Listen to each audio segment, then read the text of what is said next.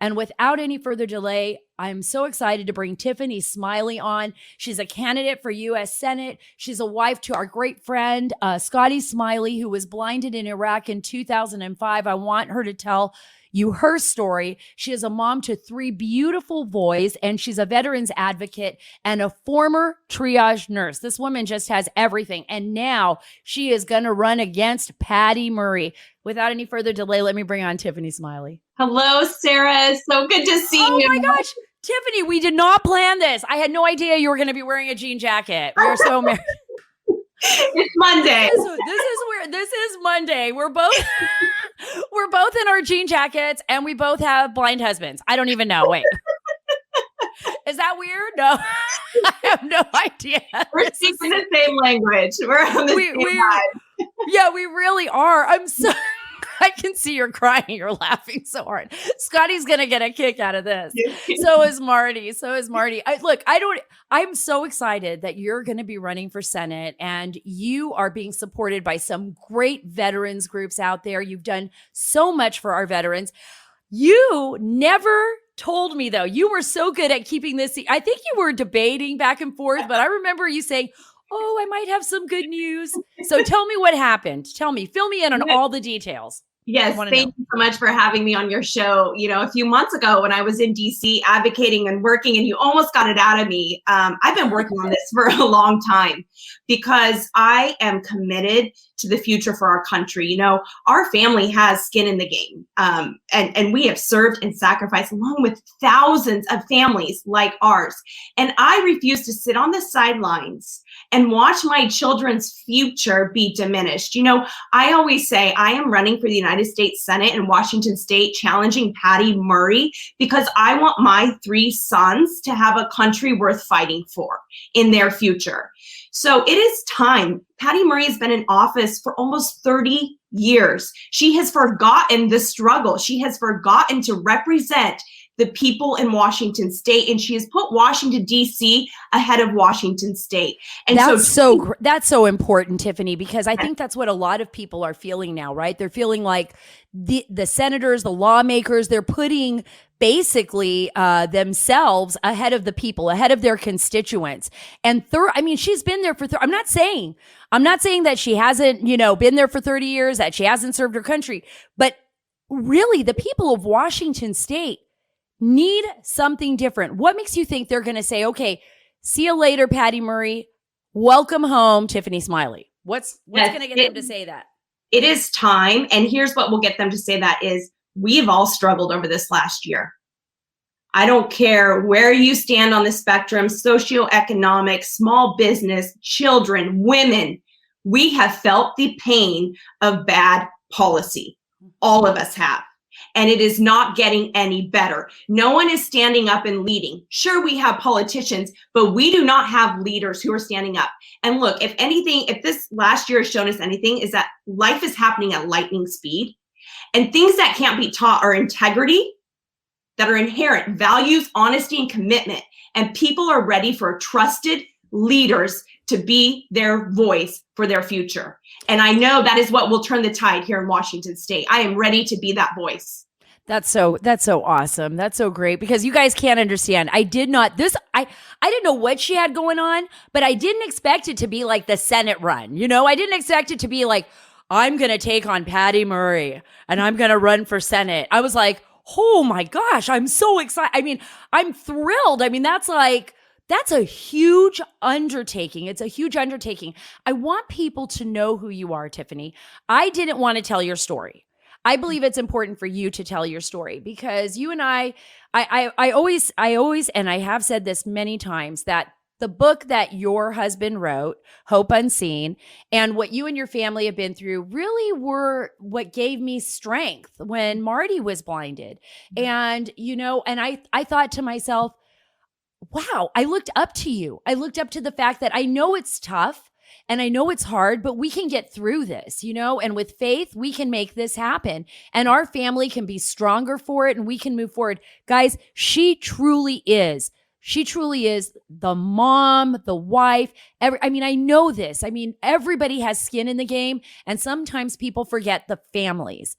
and especially our military families. So I want you to tell people what happened with Scotty, how it happened, and and how you represent and advocate for veterans families. Yes, I was born in a small farm town. I was just a farm girl that really came from nothing, sold cherries on the side of the road to buy my basketball shoes. And in junior high, I met Scotty Smiley. And I always joke that when we got married, he had graduated from the United States Military Academy and I was a nurse. I always wanted to be a nurse. So I had my bachelor's in science and nursing. And it was a picture of the American dream. Our new last name was Smiley, for crying out loud. And he was a military officer and I was a nurse. And that all came to a crashing halt on April 6th of 2005, 16 years ago this month. I was at Walter Reed, facing a devastating, hopeless situation.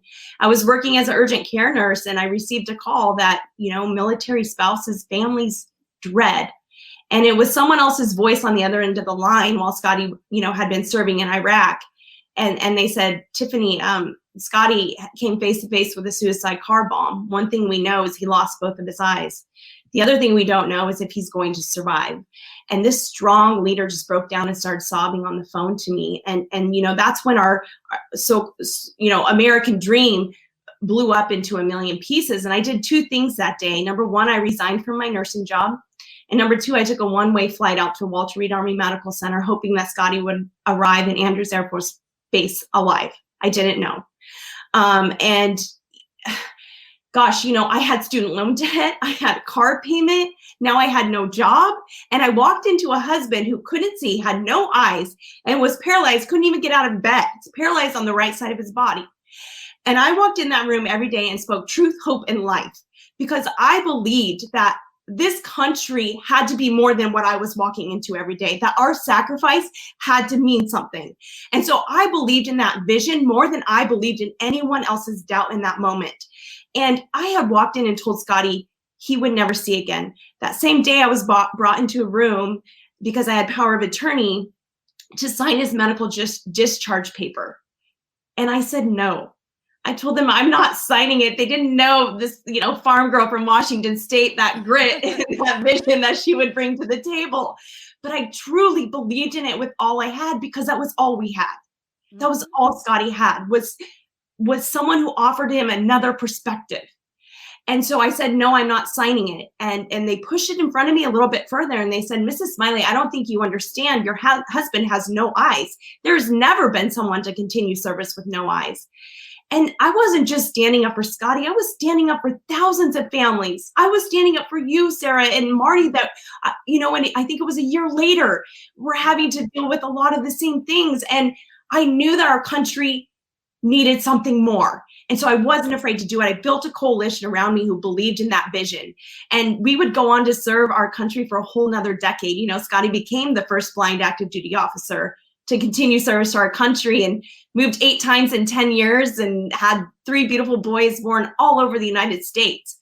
But I think, also I share this story because I love this country so much, so much. And I always say, in what other country could you stand up to the government to advocate for something better and see it happen and see reform happen? There's no other country that we can do that in. And we have to preserve that freedom that we have here. Right. And you did that. Yeah, yes. You did that, Tiffany, because you actually were coming to Washington, D.C. And you're right about, I learned so much from you. I became an advocate for my husband. And I did that. Guys, listen, I did that because somebody else had to walk that walk before me. And then somebody walked that walk before Tiffany. We all, learn from each other. And she wasn't afraid to stand up. And I said, I'm not going to be afraid to stand up either. I'm standing up for Marty. No, you're not going to do this. No, you're not going to do that. No, I'm going to stand here and fight for him, even if he can't see or he doesn't want to talk right now, or he threw every nurse out of the room one time. I remember that. That was interesting. He's like, get out of here and get me my wife. Get me my wife. And I know what that's like. And I know that you did that for veterans. You came to Washington, D.C. during President Trump's administration. Talk a little bit about that and what you did. Yeah, our fight didn't end, right? It's a continuous fight. And I say my fight in what I'm doing today started 16 years ago. And as we transitioned out of the military, I saw the problems within the VA. And I thought, this is absolutely unacceptable. So I took our message all the way to the White House. I took it to the Senate. I took it to Congress. I would come back and knock on doors and say, just, can we work together? This is something that needs to be brought to the table, because if our country is going to be great, we need to ensure that we are giving our soldiers, our men and women who volunteer to fight for our freedom, the best resources, the best care, the best opportunity, and the best livelihood to thrive, right? At post-service, post-injury, that they come back to a country that's ready to give them the best opportunity. And so we took that message all the way to the White House. People told me, Tiffany, you're wasting your time. You're not going to change the VA. It's impossible. And I said, watch me, join me, come along with me. We won, we did it. We enacted customer service training and care within the VA, something that had never been done before. Cut back the red tape, right? Cut back the red tape on a lot of the grants that are due to our service members when they come back post-injury. And the care, the accessibility to timely care close to home. I mean, these are given things. Huge. That's huge. And a lot of people don't realize that. A lot of our servicemen and women, they get injured. Sometimes they have to go 40 miles away. They're not even close to home. They can't even get to a hospital in their area. And it makes it impossible for them to get the service that they need. And that change is huge, Tiffany. Congratulations. Thank you so much for what you've done for all of our servicemen and women in Washington State. You're all dealing with, you're dealing with a very different set of circumstances in Washington State. We've seen it in Washington, we've seen Oregon, California. You're running as a Republican. I don't think there's any challengers, right, to you right now in the Republican side. So we're just launch strong. You're there. You're only running against yourself, guys. She is awesome, and now she's going to take on the Democrats. Do you feel you got all the support you need from the Republican Party? One. Two, what is going to be different about your platform? What are you going to do for your constituents? What are you going to tell them, especially those that are maybe more to the center, independents, that'll be like, hey, I don't need to vote for Patty Marie because I've seen her name there for 30 years. I can vote for somebody different. Yeah. Well, number one, I will say this race has national implications because we have a 50-50 Senate. So look, while some might treat me as an underdog, it's the only path I know. So I love being the underdog because we win. We fight and we win. I like that. And so, in 2022, Washington State could very well be the seat that flips our Senate.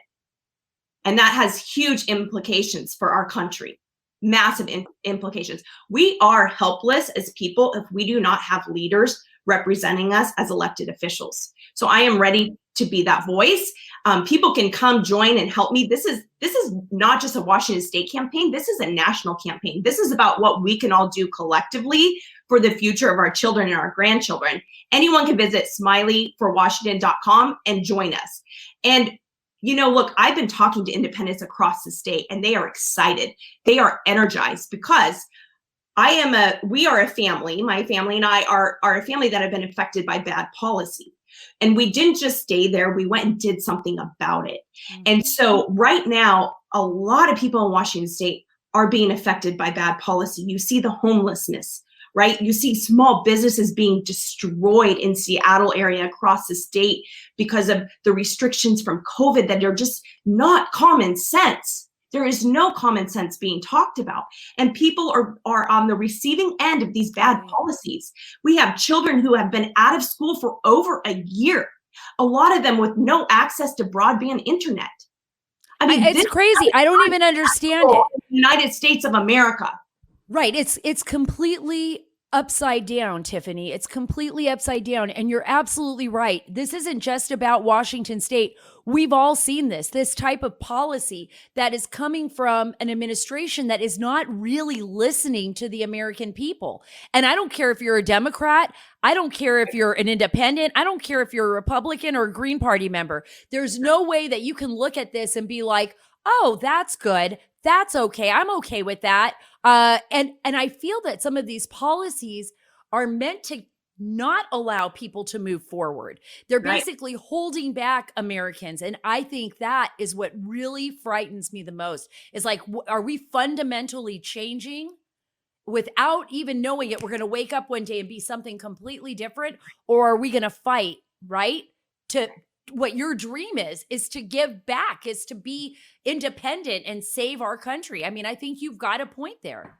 Yes. And look, when I always, when I'm out talking to people, I say, anytime you hear a politician tell you something is free, they're lying to you. And let me break that down for you. The greatest national security threat, I believe, to our children is the national debt. We are becoming more and more dependent on China. We are crushing our small businesses. We are spending, across the board. We are not focused. We are not running our government like a business. Right. And that has real implications. And so that is what I'm standing. I'm talking to independents every single day.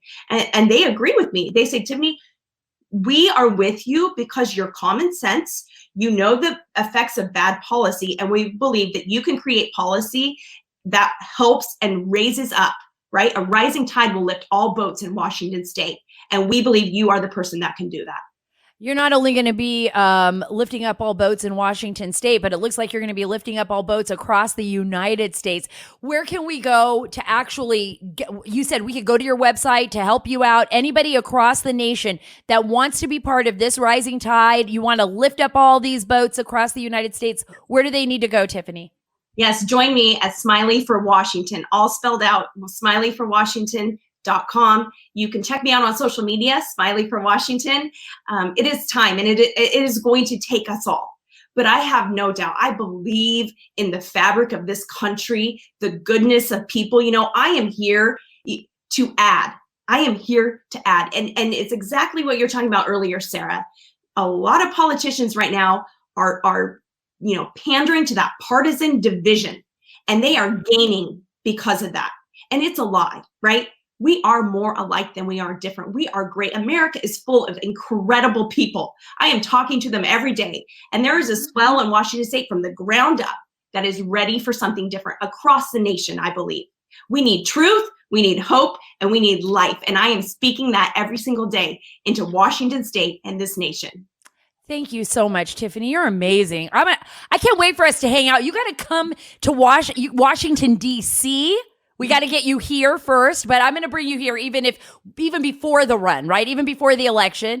And then we're going to go out and have lunch. We should do like a podcast lunch with Smiley and Carter, like out here in Washington, D.C. and talk out all the issues that your constituents and people across the country want to know. Because I think your voice is so important and it's so great. We need another woman in the Senate like you, a great, somebody who's willing to fight and do what's right. So thank you so much, Tiffany. And tell Scotty we say hello. I can't wait to see you all. Thank you, Sara.